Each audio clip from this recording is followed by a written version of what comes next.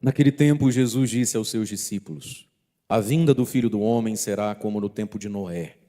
Pois nos dias antes do dilúvio, todos comiam e bebiam, casavam-se e davam-se em casamento, até o dia em que Noé entrou na arca. E eles nada perceberam até que veio o dilúvio e arrastou a todos. Assim acontecerá também na vinda do Filho do Homem. 2 homens estarão trabalhando no campo, um será levado e o outro será deixado. 2 mulheres estarão moendo um moinho, uma será levada, a outra será deixada.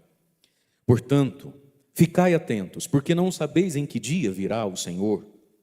Compreendei bem isso. Se o dono da casa soubesse a que horas viria o ladrão, certamente vigiaria e não deixaria que a sua casa fosse arrombada. Por isso também vós ficai preparados, porque na hora em que menos pensais, o Filho do Homem virá. Palavra da salvação. Glória a vós, Senhor.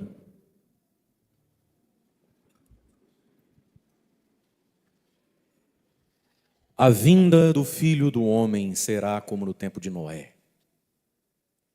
Irmãos e irmãs, nós começamos hoje então o Advento. Estamos nos preparando para aquele que há de vir. A igreja então nos convida com as nossas missas, com a liturgia dos domingos do tempo do Advento, a celebrarmos e fazermos memória e louvor a Deus da primeira vinda de Jesus ao mundo, a sua vinda histórica, que é o Natal, o seu nascimento. Mas nós celebramos a cada ano o nascimento de Jesus, o mistério da sua encarnação e presença nesse mundo. Celebramos o tempo do Advento, também nos lembrando que nós devemos nos preparar para a vinda gloriosa do Senhor, que se dá de 2 maneiras de modo definitivo para nós. A sua vinda gloriosa e histórica, que nós não sabemos quando é, que dia será, mas que o mundo, a natureza, as culturas, as sociedades vão dando os sinais dos tempos. Então o Senhor virá um último dia, como um relâmpago, ele disse, ele vai aparecer do Oriente para o Ocidente e todo o olho o verá sobre as nuvens, e esse será o último dia de todo mundo que estiver vivo naquele dia e a ressurreição de todos os mortos. Essa é a vinda gloriosa do Senhor, que ainda não aconteceu, mas vai acontecer, e nós como igreja vivemos a cada dia nos preparando para isso. Mas pode acontecer que a gente não veja isso dessa forma. Pode ser que o último dia e o dia da renovação de todas as coisas seja, sei lá, daqui 100 anos, 50, 700, e nem você nem eu estejamos aqui, mas aí, se Deus quiser, estaremos lá em cima e não lá embaixo. Estaremos lá em cima porque daí nós é que iremos ao encontro do Senhor e viveremos nós, no dom da morte, a sua vinda gloriosa. Então, a vinda gloriosa, a vinda do Filho do Homem, é uma vinda histórica, vai acontecer, mas pode ser que isso não nos toque, não nos alcance, mas sejamos tocados pela morte. É por isso, então, que Jesus diz: compreendei bem isso. Olha que importante o que eu estou dizendo. Isso aqui precisa ser bem compreendido. O padre está até falando mais alto, que é para ver se você olha para o padre. Compreendei bem isso. Tem coisa que tem que ser compreendida e muito bem compreendida. Aí Jesus usou de um exemplo ruim. Ele se autocomparou-se a si mesmo, inclusive para quem está querendo namorar lá na arquibancada. Ele se autocomparou a um ladrão. Ladrão não é coisa boa, roubo não é coisa boa. Se o dono da casa soubesse que horas viria o ladrão, ele estava preparado para isso, mas a questão é que o dono da casa não sabe que horas vem o ladrão, não é isso? Então Jesus está se comparando a um ladrão. Jesus está se comparando aqui a nossa morte como a um assalto.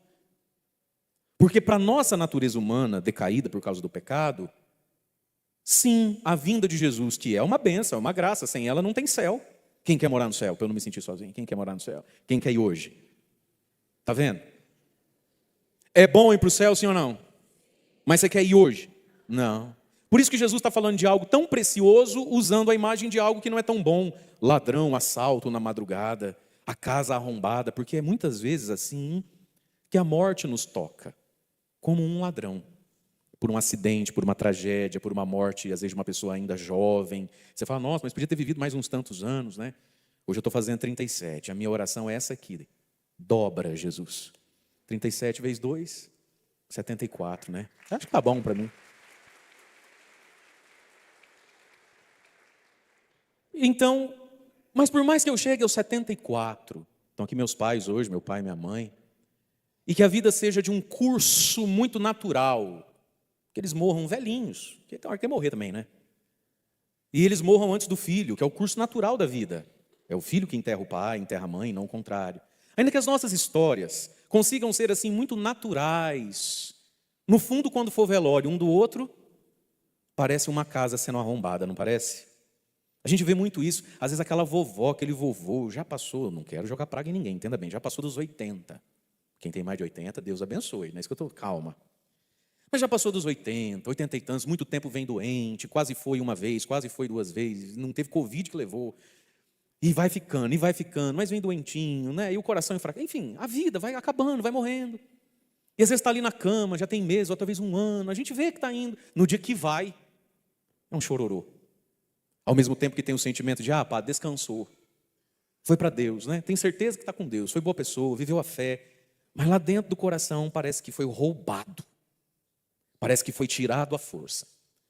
Então, meus queridos, o tempo do advento para nós, a liturgia da igreja, nos 4 domingos do advento, nos nossos símbolos todos da liturgia, a coroa do advento, a roupa dos padres, aquilo que diz a letra dessas músicas do tempo do advento, que são todas tão profundas, as novenas de Natal que a gente pode fazer, a confissão que a gente faz antes do Natal, o dispor-se a ir à missa do Natal, porque o Natal é uma pessoa, é Jesus Cristo, e você vai na missa do Natal, sim ou não? Você não vai perder nenhum domingo do tempo do advento, sim ou não? Não, essa resposta era não. Eu inverti o sujeito da frase. Fala, não vou. Mas no Natal você vai estar lá, sim ou não? Aqui ou na casa da tia Clemilda de Piracicaba, porque a tia Judite chegou, tem parente Autônia, você vai estar lá, sim ou não? Esse dispor da nossa vida. Nesse tempo de conversão, mas também de alegria. O advento a gente celebra de roxo, mas ele não é sisudo como a quaresma. Porque, afinal de contas, vai nascer o menino Jesus, gente. Pensa que coisa linda, o nascimento de Jesus. Uma criança nascendo, os boizinhos, as cabrinhas, nasceu, os anjos cantam. Mas apesar de ser esse tempo alegre, é tempo de vigilância, de conversão, como nós ouvimos no Evangelho. O mundo muitas vezes se perde nesse tempo agora. Para nós aqui no Hemisfério Sul, é verão, é calor, é piscina, é muita confraternização. Gente, regime e perder peso. Quem fez, fez, como diz o outro lá. Quem não fez, não faz mais. Você emagreceu até hoje na hora do almoço, amém? Daqui até o meio de janeiro, filho, tem mais volta. É muita confraternização, não é? É muita jantinha, é muito amiguinho secreto, é coxinha, croquetezinho. Nossa Senhora! É um tempo alegre, é tempo de luz, de colocar luz nas nossas casas. Eu não quero escandalizar ninguém, não. É tempo até do Papai Noel. É tempo do Papai Noel. Ajuda o nosso comércio. Gasta um dinheirinho, compra alguma coisinha para você em primeiro lugar. Para você em primeiro lugar. Tem gente que tem loja e gostou. Compra alguma coisa para você. Se autopresenteie a si mesmo. Claro que o Natal não é essas festas, o Natal é Jesus, mas faz parte da vida. Compra um presente para você. Faz um agrado para você mesmo. Faça um agrado a quem você ama. Tira uns dias de férias. Se relacione bem lá na janta, no almoço, na ceia do Natal, com o parente que votou no outro candidato. Para com essas coisas, senta junto, toma uma coca. Se você não tem problema com álcool, gela uma cerveja bem gelada. Pum! Champanhe, essa é a champanhe, né? Cerveja é champanhe é pum! Compra uma cidra cerezer, né? Dá um panetone para alguém, ou para alguns, ou para vários. Se possível, lembra de mim, né? Lembra aqui na casa paroquial, Padre Murilo. Viva esse tempo. Sei lá, vocês querem vestir alguém mais fofucho de Papai Noel? Veste alguém mais fofucho de Papai Noel, não tem problema. Desde que você participe das missas, faça a novena, se confesse, vá na missa do Natal. Se depois, às vezes lá na sua família, nem todo mundo crê direito, quer vestir alguém de Papai Noel, aquela roupa de corpo de bombeiro nesse calor que faz, deixa a pessoa vestir, mas não deixe nem almoço, nem ceia começar sem um Pai Nosso, uma Ave Maria, né? Porque também tem sempre um parente meio leso da cabeça, que não quer saber de Deus nem de nada, mas nessa hora vai aparecer com alguma mensagem meio espírita, meia nova era, falando da luz do mundo, do ciclo do sol que renasce, essas baboseiras todas. Jesus é o centro do Natal, mas a gente não pode se perder nessas coisas. É um tempo de vigilância, um tempo de conversão. Por quê? Porque o tempo da vida passa, mais um ano terminou e você não emagreceu. Não adianta fazer essa cara. Não deu certo. E mais um ano, gente, é Natal de novo, quem vai... para a casa de quem chega, e Jesus está nos falando, percebe como o tempo e como a vida muitas vezes vai nos tocar e nos alcançar como um ladrão, como algo que nos rouba, mas que nos abre as portas do céu. Aí nesse tempo do advento, então, nós temos algumas marcas. Diga comigo, alegria. Fala para quem está do seu lado, alegria. Nós ouvimos e cantamos tão bonito o refrão do Salmo. Que alegria quando ouvi que me disseram o quê? Vamos à casa do... Ir à casa do Senhor precisa ser motivo de alegria. Se não é, se converta. Se desmundanize, porque é motivo de alegria a casa do Senhor. E aí então, o tempo do advento, o tempo do Natal, quer nos ajudar a pensar o que, junto com o Salmo e a primeira leitura? O papel e a importância da casa do Senhor na nossa vida, da igreja. Como é que se vem à igreja? Com alegria. Às vezes a gente vem na igreja esperando receber aqui alegria para sair com alegria. Caramba, hein? É isso que sobra para o padre e para Jesus, a tua tristeza. Você vem emburrado, azedo, chutando cachorro, pedra, lamentando, murmurando, com essa cara de defunto, não abre a boca, não canta, não reza, mas veio aqui esperando sair com alegria. Não, o Salmo diz, alegria? Você já vem com ela, porque é uma alegria ter a casa do Senhor. Foi isso que disse o salmista, ele já ia com alegria. Ele era curado da sua tristeza, do seu azedume, da sua desesperança. Sei lá, a semana ali do rei Davi, que é o autor do Salmo, foi difícil, pagou conta, brigou com a mulher, sei lá, não é palmeirense, então a vida não é muito fácil para ele. Então ele pode estar meio triste, meio amargo, meio azedo. Mas aí foi dando hora dele ir à casa do Senhor. E Davi, enquanto vivo por muito tempo, foi ele o responsável por cantar os salmos, ele é responsável pela equipe de música. Então Davi estava cansadão, com preocupações, ele era o rei, o governador de todo um povo. Você acha que ele tinha pouco problema na cabeça? Mas aí era a hora de ir à casa do Senhor. Pum. Ele já ficava até alegre, ele já ficava até melhor, ele já até erguia o ombro, ele já até erguia a cabeça. Fala para quem está do lado, senta direito, pelo amor de Deus, você está na casa do Senhor. Fala para quem está do outro lado, eu olho para você, eu pergunto se você tem problema, se você tem, o que você tem na vida? Senta direito, que alegria, estamos na casa do Senhor. E aqui tem o Senhor, o Espírito Santo, aqui tem o Evangelho, aqui tem a Virgem Maria, aqui tem São José, aqui tem Jesus na palavra, aqui daqui a pouquinho tem Jesus na Eucaristia, então a gente precisa vir para cá com mais na casa do Senhor, minha gente, nós estamos vindo para a casa de Deus, não estamos vindo para abatedouro. Você está vindo para a casa do Senhor, você não está indo para o sacrifício, é para a casa do Senhor. E aí a primeira leitura vai nos ajudar a entender como é que a gente deveria olhar a igreja. O profeta Isaías vai falar do Monte Santo, do Monte Sião. Tudo isso aqui é uma imagem para falar da igreja, do que ela faz, do que ela vive na história e de como ela vai ser plenamente lá no último dia, quando Jesus voltar. Então ele vai dizendo, acontecerá nos últimos dias, o monte da casa do Senhor vai ser tão firme, vai ficar no alto, todas as nações, numerosos povos irão até ele. Jesus nasceu para que a salvação não fosse mais só dos judeus, mas fosse de numerosos povos. Você já parou para pensar que esse primeiro domingo do Advento, essas mesmas leituras, essa mesma liturgia, vai ser celebrada hoje na China, no Japão, no Paraguai, no Brasil, nos Estados Unidos, sabe, na África, na Europa, em lugarejos no meio de uma selva, de uma mata, lá no Vaticano, em Roma, todas as nações indo a Cristo e a gente também. E aí os povos dirão e o nosso coração vai dizer, precisa dizer cada dia, vamos subir ao monte do Senhor. Fala comigo, subir. Fala comigo, subida. Meus irmãos, a fé ela é uma subida, é uma elevação. A fé nos eleva, às vezes de uma vida tosca, porca. A fé ela eleva.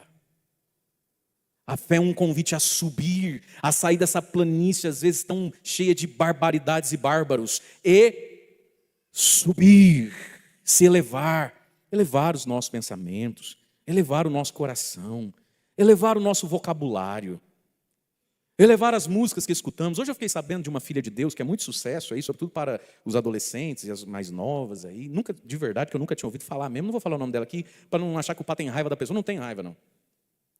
Não, porque é famosa, não, porque está na moda. Porque... Aí eu dei um Google, né? Desgraça que eu fiz. Fulana, letras, misericórdia. Que porquice. Que barbaridade. O que está sendo feito, né, com as nossas meninas. As meninas se vangloriando de serem fogosas, cachaceiras e devassas. Bom, as outras palavras são muito impróprias, tem gente que vai até se ferir. Subamos, meus irmãos. Subir, se elevar com o Evangelho, com a palavra, com aquilo que a gente lê, com aquilo que a gente escuta. Fala para quem está falando, o padre não está rindo, eu não estou entendendo a sua risada, não. Porque não é de rir. É quase de chorar. Se eu continuasse, eu ia vomitar. Sabe por que você está rindo? Não tem graça, não. O convite de Deus para você e para mim no Advento, junto com a igreja, através da igreja, e não dá para fazer sem. Subamos. Ir para um lugar mais elevado. Sair do lodo, da lama, né? Vamos para a casa do Senhor e que Ele nos mostre os seus caminhos, nos ensine a cumprir os seus preceitos. Olha que lindo isso. Para que a gente vem na igreja? Para Deus nos mostrar o seu caminho e nos ensinar os seus preceitos. Então, se eu fosse você, eu tentaria me doer menos. Porque a palavra diz que a gente vem no Monte Sião, na casa de Deus, para que Ele mostre caminhos e nos ensine preceitos. Então, eu acho que está tudo certo. Por que você se dói tanto? Porque de Sião, Sião é a igreja, provém a lei, de Jerusalém, que também é um outro nome da igreja, a palavra do Senhor, que vai julgar as nações. Mas aí, nos fala de uma paz, diz assim, e os povos, e as pessoas, quando Jesus voltar definitivamente, vai acontecer isso aqui, ó. Mas no hoje da nossa vida precisa começar a acontecer também. Transformarão suas espadas em arado, suas lanças em foices de colheita, não pegarão mais em armas uns com os outros, não travarão mais combate contra o próximo. Vinde todos, casa de Jacó, alto Piquiri, e nos deixemos guiar pela luz do Senhor. A luz do Senhor é Cristo. Nos deixemos guiar, porque quando a gente é guiado pela luz do Senhor, um dia a humanidade vai experimentar isso aqui, ó, que eu vou falar e repetir da palavra, mas precisa acontecer hoje na nossa vida. A gente joga fora a espada. A espada é usada para a guerra, né? Do soldado para matar. Troca a espada por um arado. O que o arado faz? Cuida da terra, produz fruto, partilha com o outro. Lançarão fora suas lanças. O que a lança fazia? Matava os outros. Agora vai pegar uma foice, mas é a foice do cortar o trigo, do podar o cachinho de uva. E não pegarão mais em armas uns contra os outros. Olha que lindo isso. O mundo vive isso de modo pleno? Não. Mas nós, como igreja, precisamos começar a viver isso dentro do nosso coração. Abandonar as nossas armas, as nossas espadas. Percebe? E não mais pegar em armas uns com os outros. Nos desarmarmos. Cada um de nós é mais armado ou menos armado contra o outro. Depende do tanto de trauma que a gente teve na vida, depende do temperamento, do humor que cada um traz desde a barriga da mãe, depende do que a gente vai vivenciando no dia a dia. Para alguns é mais fácil, para outros é mais difícil, mas para todos é necessário abandonarmos as nossas armas. Acontece que São Tiago diz que a coisa mais poderosa e incontrolável e a arma mais letal que o ser humano tem notícia é qual? A língua. Faz assim, fala assim comigo, Espírito Santo. Põe fogo na minha mão agora. Faz ela virar uma chapa, uma fogueira. Bota a língua para fora. E faz assim, ó. Fala, quem me diz essa língua que parece uma espada? A nossa língua. Nós precisamos aprender a falar como filhos de Deus. E Jesus disse no Evangelho, bem-aventurados que promovem a paz, serão chamados filhos de Deus. Só que hoje, meus irmãos, no mundo que a gente vive hoje, a nossa língua, a gente fala não só através da língua, a gente fala através dos dedos. Então vai, fala assim comigo, Espírito Santo. Taca fogo nesses dedos aqui. Nesse tal do encaminhar para. Vai, fala. Eita guerra terrível, hein? Visualiza o bichinho na tua mão e fala, Espírito Santo, taca fogo nesse celular. Eu não terminei de pagar, mas... Abandonar a arma. Nós precisamos, meus irmãos, promover a paz do Senhor. É para isso que a gente vem com alegria à casa do Senhor. Para que mais a gente vem com alegria à casa do Senhor? Disse Paulo, então, na carta aos Romanos, segunda leitura de hoje. Irmãos, vós sabeis em que tempo estamos, porque já é hora de despertar, acordar. Agora, a salvação está mais perto do que quando abraçamos a fé. Quando foi que você abraçou a fé? Faz pouco tempo ou muito tempo? Tem gente que abraçou a fé desde sempre, né? Igual eu sou beato desde que eu nasci. Eu sempre gostei desse negócio de Deus, Jesus, igreja. Para mim sempre foi de boa na lagoa. Mas talvez você foi começar a desencapetar depois de velho. Né? Precisou ir fazer um sênior, todo arrebentado, estrupiada, todo em pecado, todo errado, todo de ponta cabeça com a vida. Não importa, bem-vindo, está tudo bem. Mas se foi há 2 anos atrás, 5 anos atrás, 6 meses, se foi há 37 anos desde quando nasceu, fato é, Paulo está dizendo, a salvação está ficando mais perto do que quando abraçamos a fé. Epa, espera aí, comigo. Jesus falou de morte, ladrão e casa arrombada. Paulo está dizendo que a cada dia da nossa vida, a salvação está mais perto. Portanto, o que deve vir a ser a nossa morte, uma condenação, uma salvação. A salvação está mais próxima, significa a morte está chegando. Já está de noite, já nem é de dia. Eu estou na fé que se a minha idade dobrar, dá para estar vivo. Quantos anos você tem? Dá para dobrar o que você tem? Não dá, né? A salvação está mais perto. A noite vai adiantada. Irmãos, despertemos, é hora de despertar. Dá só uma chacoalhadinha de leve em quem está à direita e à esquerda e fala: desperta tu que dormes. Desperta tu que dormes. Despertar a fé, despertar a alma. Nesse fim de ano, nesse tempo de advento, despertar a fé dentro de nós. Ajudarmos a fé a ser despertada na vida do nosso irmão.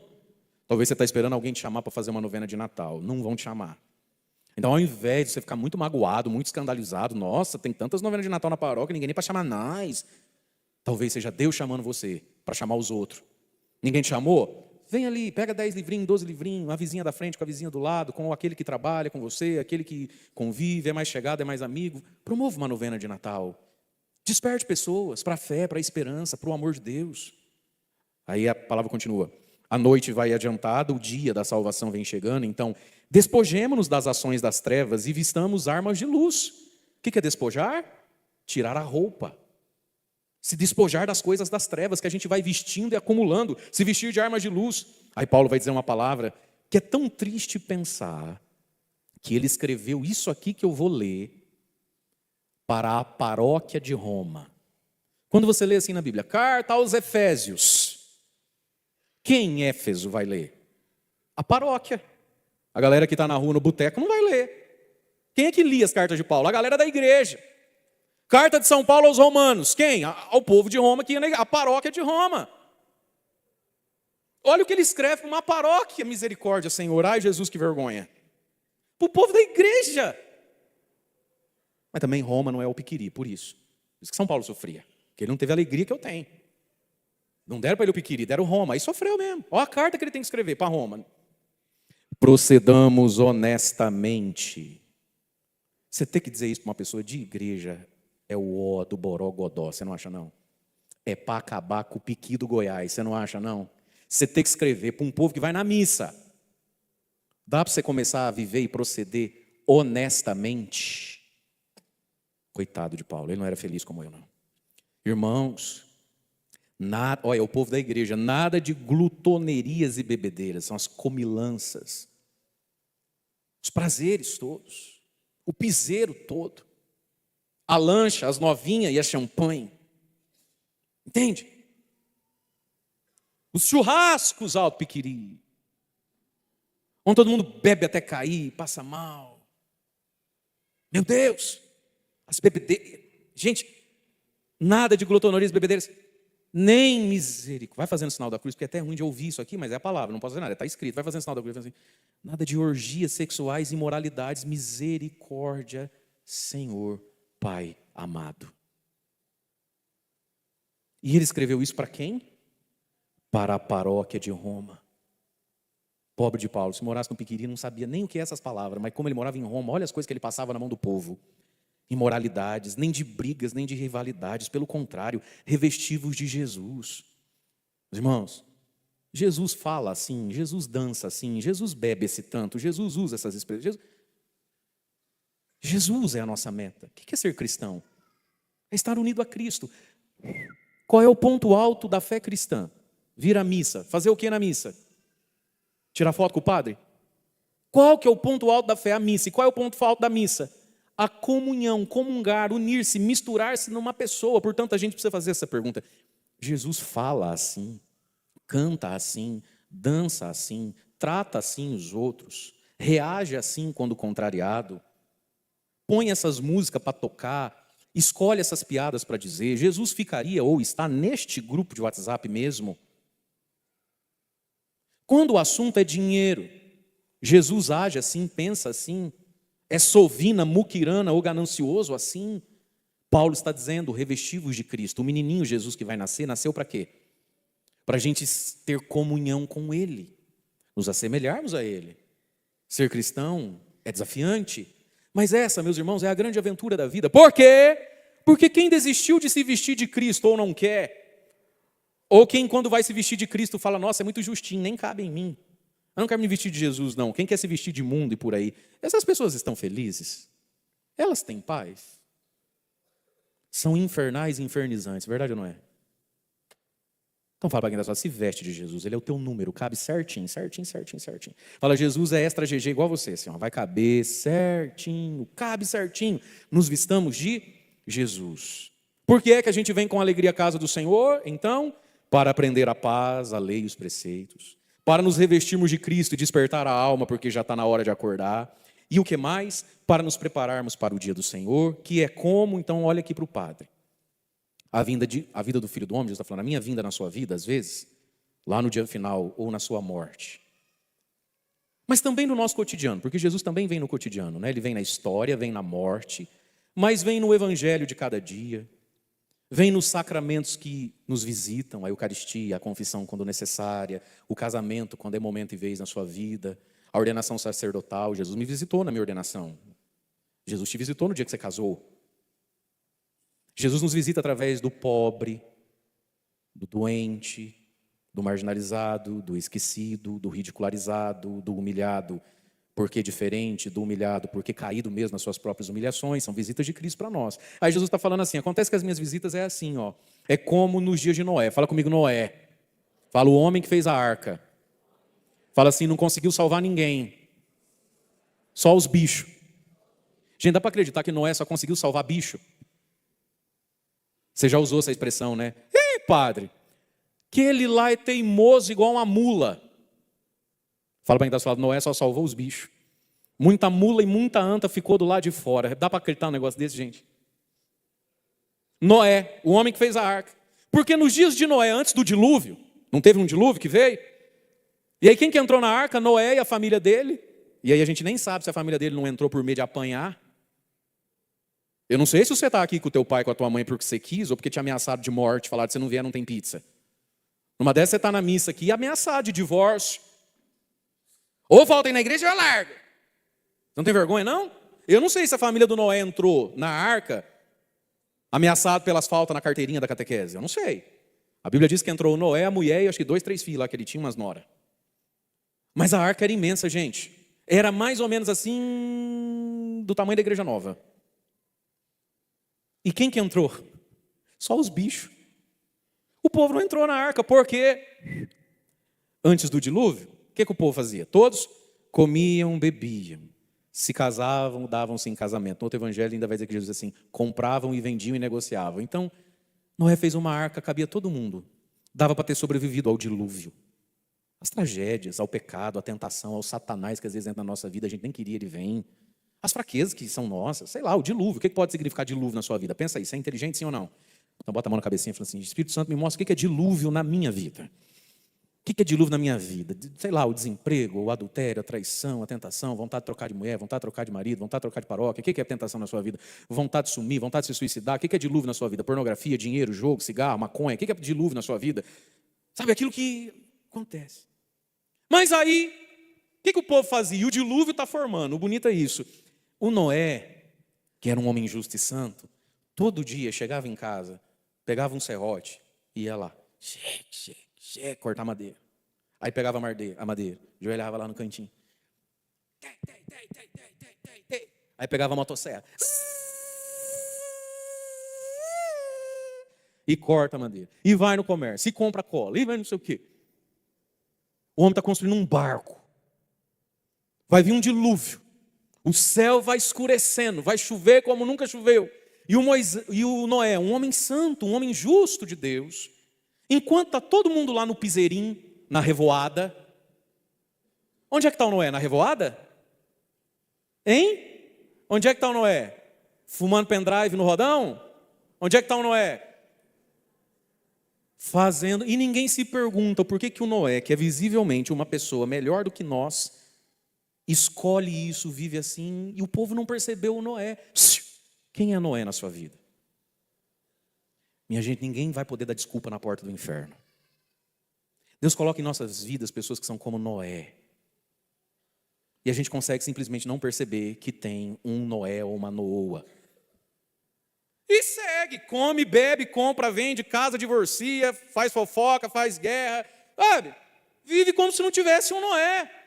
Vive como se não tivesse sendo construída uma arca, até que chega o dilúvio, Noé entra na arca, o dilúvio vem.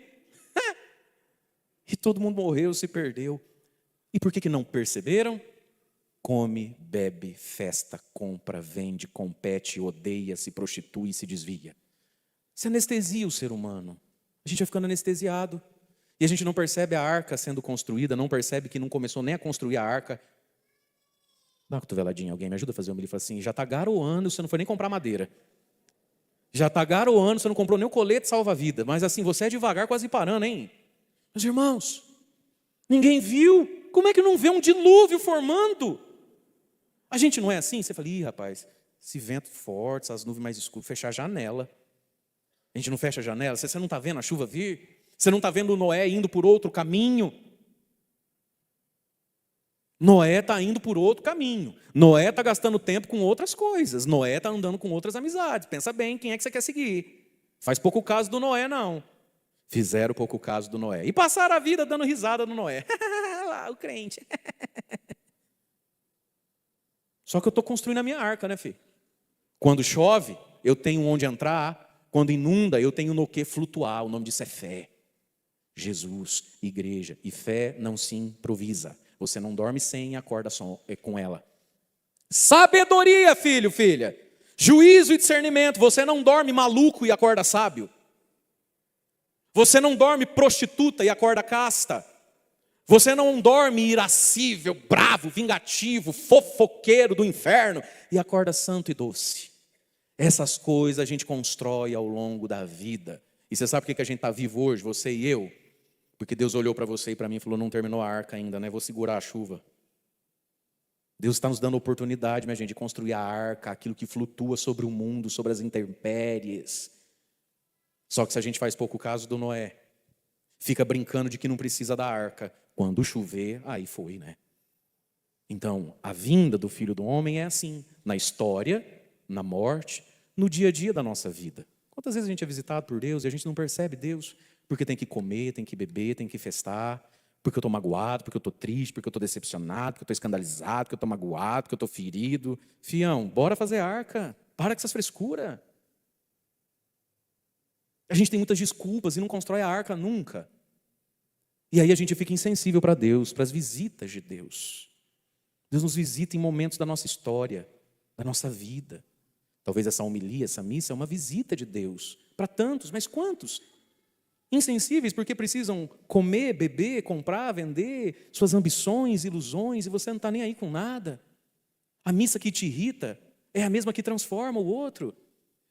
A celebração que te cansa é a mesma que faz o outro desistir do suicídio, que faz sumir câncer em útero e trompa de mulher. É a mesma missa, meu irmão. É o mesmo evangelho, é a mesma Eucaristia, é o mesmo jardim da Imaculada. O que está acontecendo com você? Cuidado para você não ficar embriagado, encapetado do que você está comendo, bebendo, vendo, assistindo, convivendo. Quando a gente começa a destoar da alegria e da fé de quem caminha conosco, o problema é a gente, não é os outros. Por que você está destoando?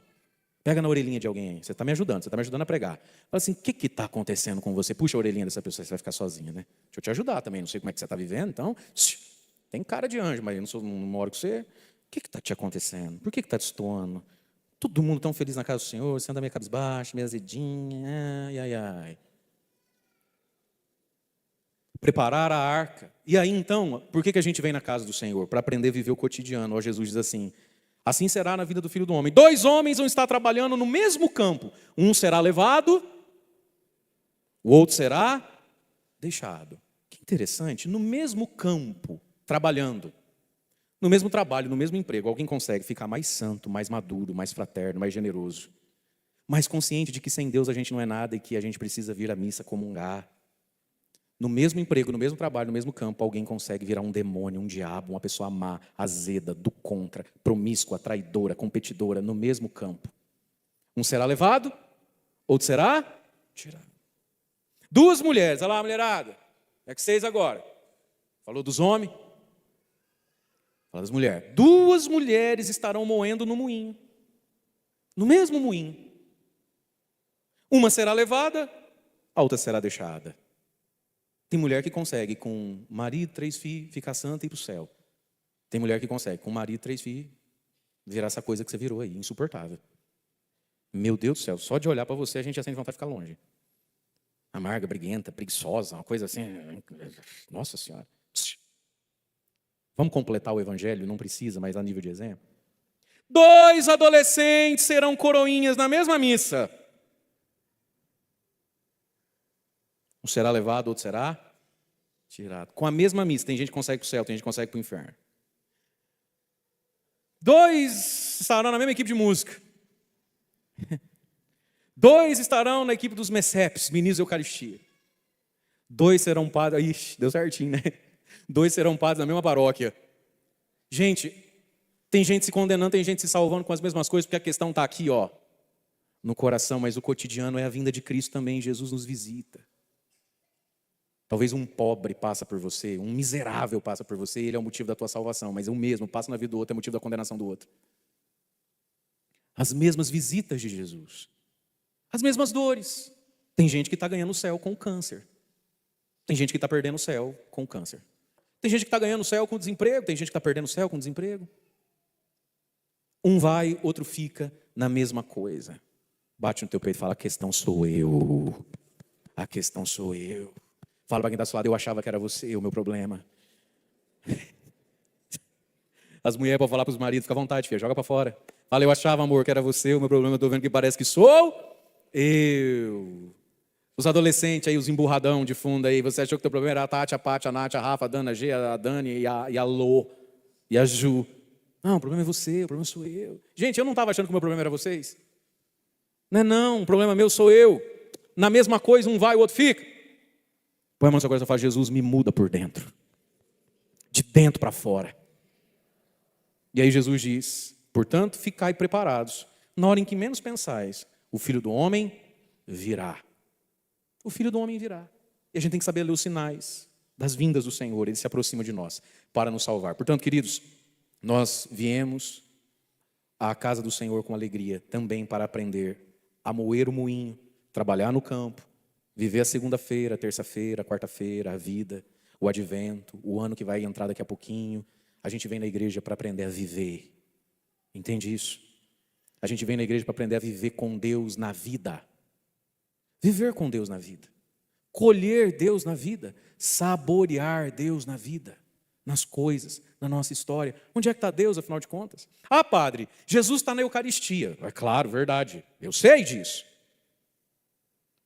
Mas e os outros 6 dias da semana, Jesus está onde? Você fica sem Ele? Ele quer ficar sem você? Também não. A gente vem na igreja para partir e com a Eucaristia, que às vezes você só pode uma vez por semana. É verdade que tem gente que podia mais. Mas para nós colhermos Cristo na vida. Porque Ele há de vir e vem. E quando vier, que Deus nos dê a graça da salvação. Louvado seja nosso Senhor Jesus Cristo.